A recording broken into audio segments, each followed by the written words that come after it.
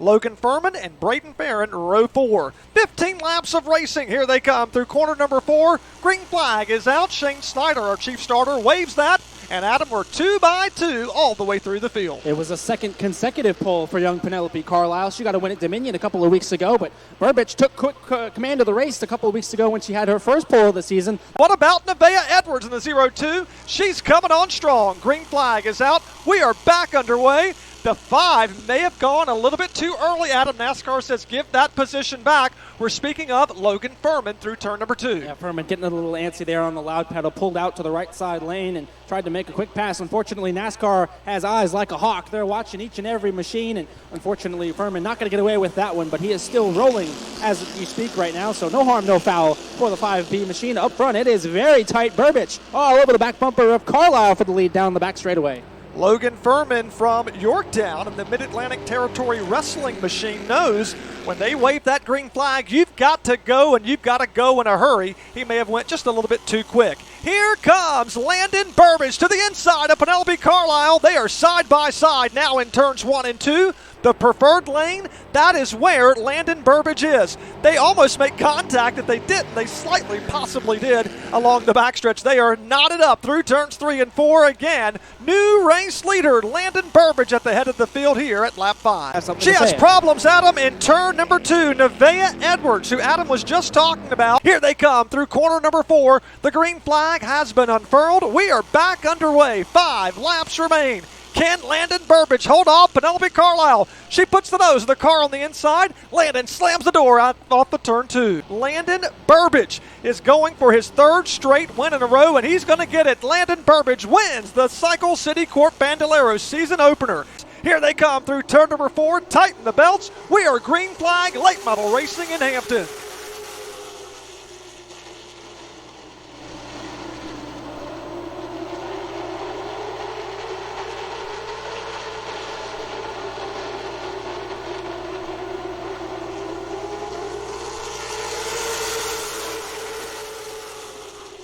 Chase Burrows squirts out with the lead. We're battling for second.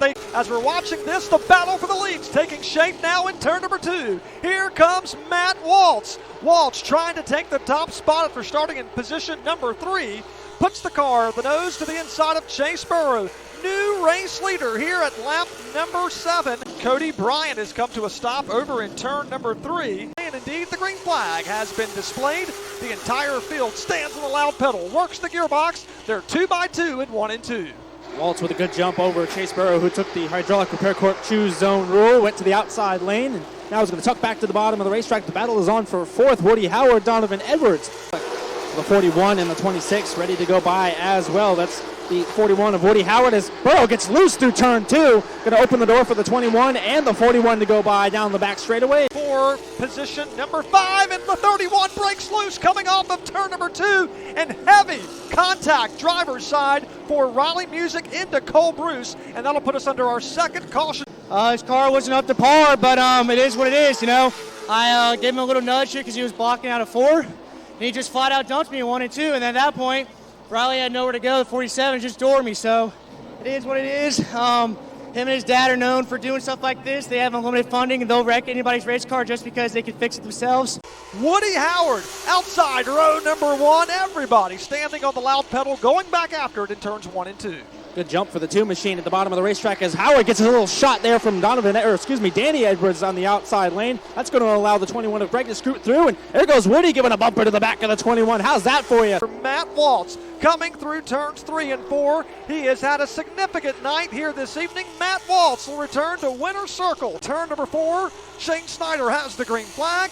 He displays it to the field. The Pepsi Grand Stocks are underway. They're 2 by 2 racing in turns 1 and 2. Nobody's on the brake because Bill Aker is racing the 17 of Tim Wilson hard down the backstretch. They're side by side in 3 and 4. Bill got a good run topside through 1 and 2. That 29 car is hanging tough topside of the 17 machine of Tim Wilson. 2 starts for car 17 this year, 2 pole positions. Well, actually, 3 pole positions if you count race 1. He was not able to compete that night and, of course, took last weekend off. So it's been an abbreviated schedule for the 17 machine, but he is just as fast. You've got Aker topside and Lubno, 2 wins in 3 starts. He's right there as well. Tim Wilson will clear track conditions different than when they were earlier during practice. Here comes Lubno.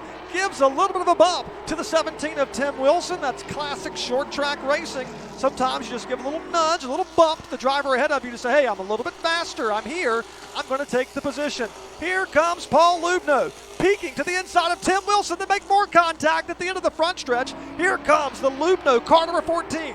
He is wrestling the race car. He's trying to aggressively get by Tim Wilson. They make more contact in turn number 3. The battle's on for the lead. And I think the person who's loving this the most is Bill Aker, sitting right behind these two. That 29 car is loving what he's seeing. Boys have at it. Another shove from Lubno, just tickling the rear bumper of the 17. Wilson had to get out of the gas, and here comes Lubno down the back straightaway. The 14 machine takes the lead as Wilson returns the favor. Lubno's going to spin in turn 4. Big-time problems. Paul Lubno had gotten the back of Tim Wilson. Tim Wilson returns the favor. Can Tim Wilson and Paul Lubno make their way back to the front? What about Mad Dog? Bill Aker, can he get the win? We're going to find out. We still have a lot of laps to go. The green flag is out. Pepsi Grandstocks resume their racing action. At about a quarter of the race distance, working lap 10 of 40. It's Mad Dog at the front of the field with Landon in tow, and the 14 and 17 coming like Mad Dogs out of hell.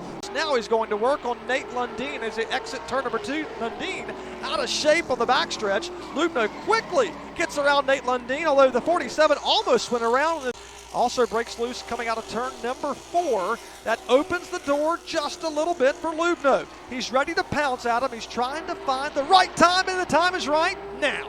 Man, you would think this place is a dirt track the way Bill Aker drives turns 1 and 2. My goodness, that back end is all over the racetrack. Lubno now to the bottom of the racetrack, going to try to make this pass again for the second time tonight. He will do so into turn 1 as we are just 1 lap past the halfway point, and Wilson's going to go with him. The 17 machine trying to make quick work of Mad Dog and stay in touch with the 14. Tim Wilson drove it in hard, so much so that he had to back out of the throttle so he wouldn't hit the 29 of Bill Aker in turns 1 and 2 in the Grand Stocks race presented by Pepsi. Pepsi's the official soft drink of Larry King Law's Langley Speedway. And Adam, we got a problem single car spin over in 1 and 2. Paul Lubno, the class of the field, but don't count out Tim Wilson. Green flag is out. We're back underway. Single file back to turns 1 and 2. As quick as I say that, 1 car steps out of line. That'll be Mad Dog. Bill Aker will quickly bypass the Robert Pellet car to move him closer to the front. Meanwhile, back to the front, Tim Wilson says, I'm ready to go. With the help of the caution flag, that allowed him to get right on the back bumper of Paul Lubno. Now with 9 to go, Adam, the battle's on for the lead. Wilson, of course, not running for the championship because he's not running full time, so he's just out here hunting, chucking flags. He's here for one reason and one reason only, that is to win this race. He already went through Paul Lubno once tonight, may have to do it again here to win this one. Coming through turns 3 and 4, the Hampton native Paul Lubno will get his 3rd win of the year, his 2nd in a row for the Pepsi Grand Stocks. Ayden, Millette, Jacob Derrick on row 1. The green flag has been displayed. We are limited late model racing in Hampton. Side by side through the field. Car number 9 squirts out in the lead. He's gotten the break. Car 9, Ayden Millette, your race leader. We're single file for the top 5 as they work through turns 3 and 4. We got a car going around in turn number 4. That is the 41 of Craig Warren has gone around here tonight. Here comes the field through turn number 4. Green flag is out. We are back limited late model racing in Hampton.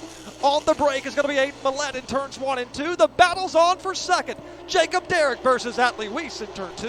3 wide, a little further back. Doug Warren in between the 95 and 66 machines. Now Kyle Nestor, top side of 3 wide, but they get things sorted out. And yeah, Jacob had trouble dealing with the 78 there on the start, but eventually did get down to the bottom lane. So Jake's working through turns 3 and 4 for the 2nd straight week in a row. Ayden Millette will win the limited late models at Langley Speedway. Green flag is out. The Cycle City Corp legends are at fast pace now. They're 2 by 2. Here comes Cody Carlton on the inside of car number 87. Tommy Jackson Jr. cannot make the pass. Meanwhile, he's trying to clear the 5 of Charlie Bills.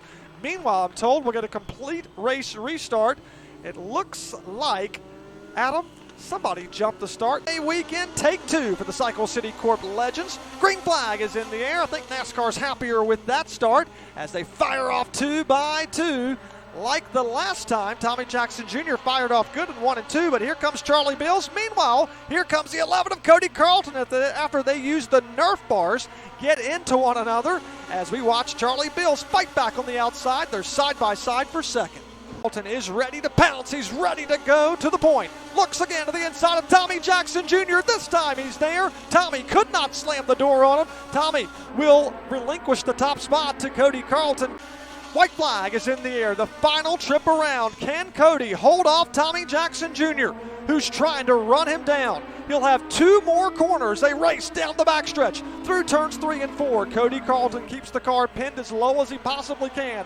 Coming off of turn 4, the defending champ picks up his first win of the season. Chase is ready to rebound and get a better finish in the second one. Here they come out of turn 4. Late models resume racing here at Langley Speedway for their second race of the night.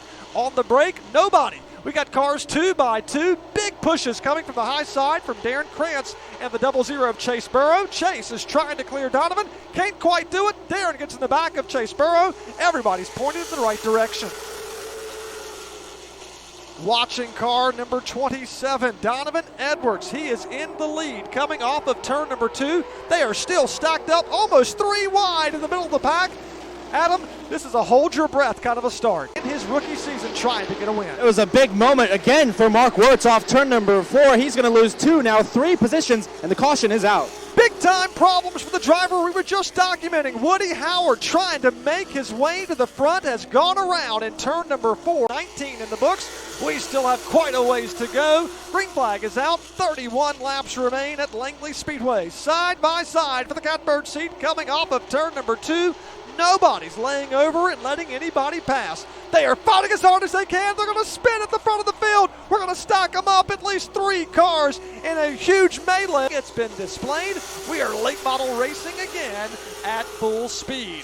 Matthew Waltz versus Greg Edwards, 2 by 2 for the first 3 rows.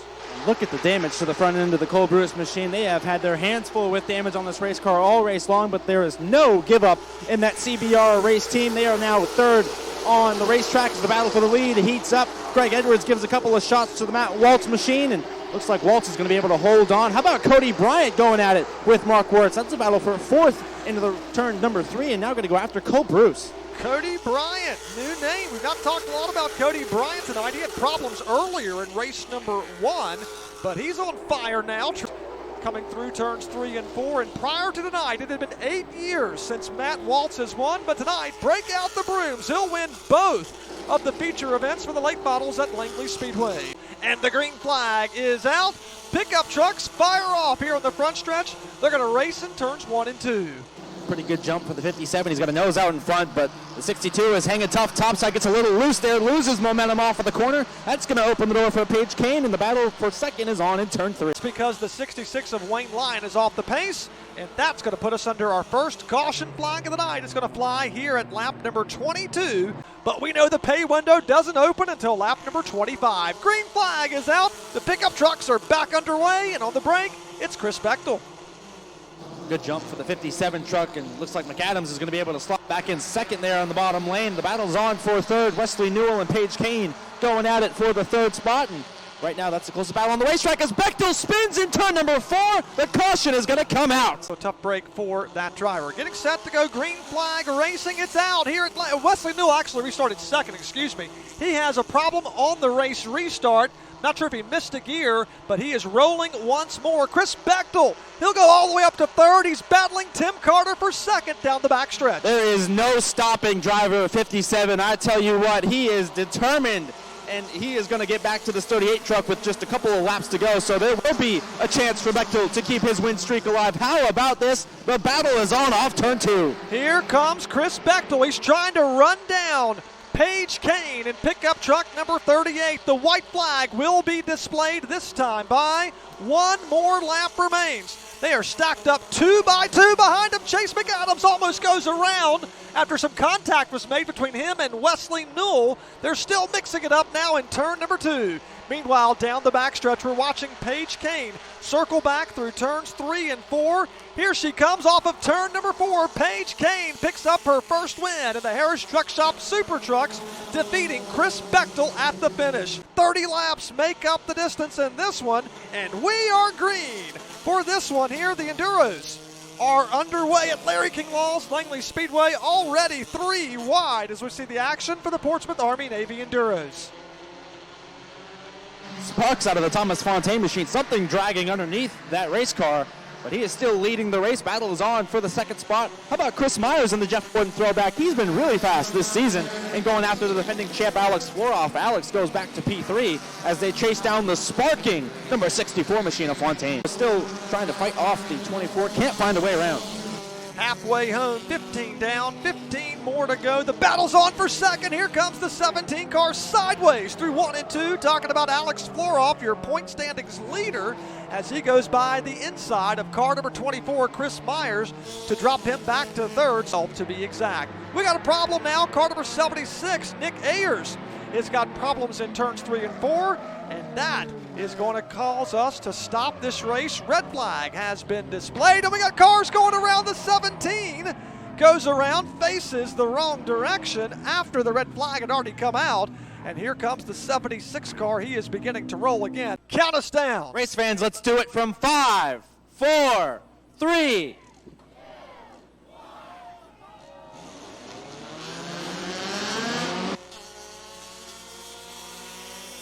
Green flag is out. We're back underway here at lap number 19. Thomas Fontaine is going after it. The 17, your point standings leader, has problems in turns 1 and 2. I think he's cut a tire. That car was sideways, eventually spun in turns 1 and 2. He clipped another car, but he'll continue on, but he could lose significant points here tonight.